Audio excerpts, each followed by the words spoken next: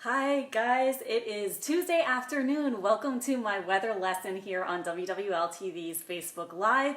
It has been a cool kind of day. We've had clouds just lingering over much of the area, but I think our skies are going to be gradually clearing as we move through the rest of this afternoon and into tonight.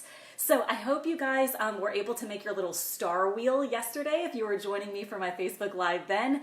Today we are doing something a little bit different, and we actually already briefly covered this topic if you were with me for my very first Facebook Live on atmospheric optics. We talked about some beautiful things, special effects that can happen in the atmosphere, like sundogs. Actually, I heard that a sundog was visible yesterday, if some of you were able to spot that. I did not see it, but I heard about it. And then we also talked about other beautiful things, certain weather phenomena like the aurora borealis, and we talked about rainbows. And today we're going to talk even more about rainbows because this is a really beautiful phenomenon that happens in our atmosphere. It is like such a classic weather thing, you know. I always get excited when you have that mix of sun and rain in the sky, and you know that there could potentially be a rainbow if you can just kind of look around and see where it is and you can catch it. And then also this is something that we're talking about because of the Louisiana Children's Museum. They have a thing going on right now which is resilient rainbows, and the idea is that everyone can paint or draw or color in a pretty picture of a rainbow, and then we can all share it to see these beautiful things. So I know that many kids do this, but I did it also. So I made my painting of a rainbow, and you can do that too. And remember, when you share this, or if you share your child's picture that they may have made, you can tag some different things like WWLTV. You can also hashtag LCM rainbows, and then everyone will be able to see everyone's beautiful pictures of rainbows. And the idea, of course, is that it's a sort of hard time for a lot of people right now, kind of either lonely or boring or just a difficult time for different folks. And so the idea is that there is a sign of hope and goodness that is going to be coming eventually when we get through all of this. And that's the idea of the rainbow, always a sign of that. So to talk about the science of rainbows very quickly, I made yet another painting. And here is the idea. Basically, it's pretty simple, and I hope this kind of makes it a little bit easy to understand. The sun, of course, has these beautiful rays of light that we get on sunny days. Not so much today south of the lake, but if you're on the North Shore, you should be getting a bit of sun. The sunlight comes in white in color. I actually made it yellow here just so you could see it and it would be visible, but it does come in white. When in certain conditions, when someone is standing with the sun behind them and then looking toward a rain area in the sky. Hey guys, thanks for chiming in with your different comments. Nice to see where you guys are watching from. When the sunlight hits the raindrop, and if it comes in at just the right angle, there are two things that happen, two kind of science things. One is refraction, and the other is reflection. So the first thing that happens when it hits the rainbow or the raindrop at the right angle is that it gets bent. So I tried to show that here. It gets bent a little bit, and that is what we call refraction.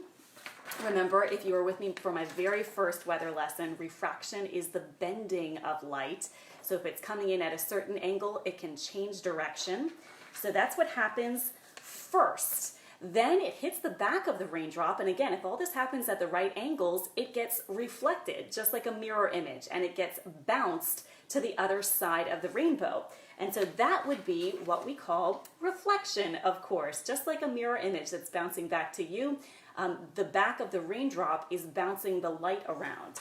As it happens, these two processes eventually comes out of the raindrop, and the light gets separated and it gets kind of scattered into these beautiful different colors of different wavelengths. So this is the general idea. Then when this is an eye by the way, if you can't tell, when we are on the ground or at the surface of the earth and we're looking up and we see it, we perceive all of these beautiful different colors, even though this is the process by which it's happening. So you may have heard before a couple of little rainbow tidbits.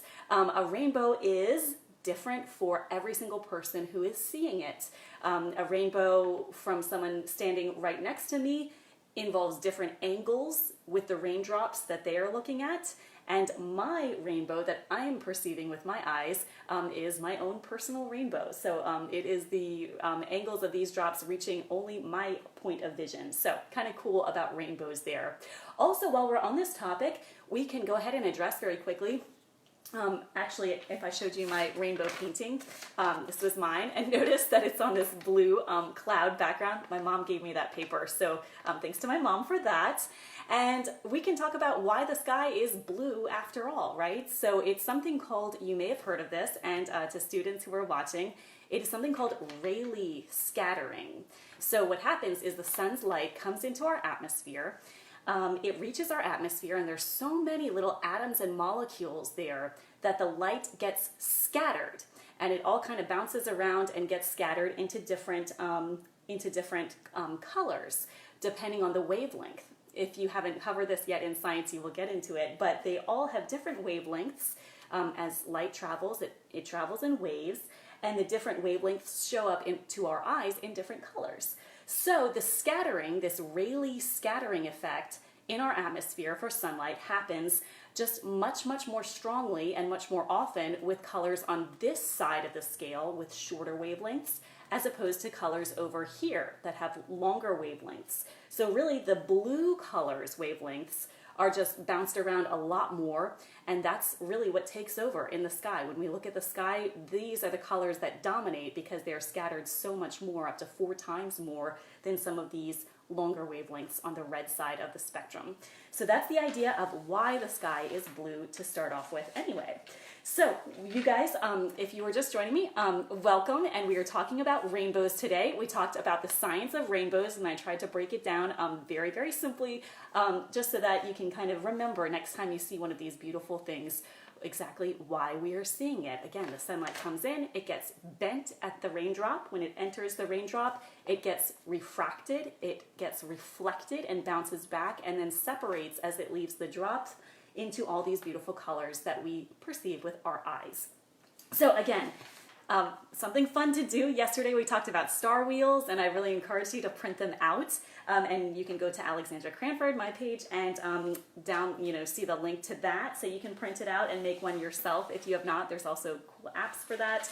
So if you did that yesterday, I hope that was a fun activity for you. Today, if you want, please go ahead and feel free to make your own beautiful rainbow painting or picture, and just remember the science behind it. And hopefully, maybe we can see one this weekend. Perhaps we have rain chances at least on Friday and Saturday, 30% chances. Sunday looks like the day this week that we have the highest chance for some showers and storms. So, there's a potential maybe for that. But what I would like you to do, if you are a kid or a student and you would like to make a rainbow painting or drawing or coloring or whatever you want to do there, please go ahead and do it. And you can get your parent, or if you have an account, to tag WWLTV, and you can also hashtag LCM Rainbows, and also please send it to me. I would love to see it as well, because these are beautiful things. I really love them. Just the other day I was saying how much I love rainbows, how beautiful they are, what a cool thing they are. And again, from the Louisiana Children's Museum, they have this thing going right now about resilient rainbows, and how even though this is a tough time for a lot of people, rainbows are such a symbol of hope and goodness, and things to come that will be better. If you are going through a bit of a rough time, maybe that will lift your spirits a little bit. So again, if you're an adult, feel free to paint or draw or do it just like I did, and I would love to see what you come up with as well. And all my student friends, again, who might be sad not going back to school the rest of this year, please feel free to show me your resilient rainbow picture. So that'll do it for today, guys. Tomorrow I'll be back at 1 p.m. and we'll be on Facebook Live, and I think we'll be baking. We'll be back in the kitchen tomorrow talking about something fun to bake, and I think pretty easy for tomorrow too. So that should be fun. I hope you can join me then for that.